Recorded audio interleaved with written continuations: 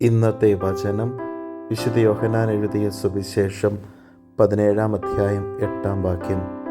എന്തെന്നാൽ അങ്ങ് എനിക്ക് നൽകിയ വചനം ഞാൻ അവർക്ക് നൽകി, അവർ അത് സ്വീകരിക്കുകയും ഞാൻ അങ്ങയുടെ അടുക്കൽ നിന്ന് വന്നു എന്ന് സത്യമായി അറിയുകയും അങ്ങ് എന്നെ അയച്ചുവെന്ന് വിശ്വസിക്കുകയും ചെയ്തു.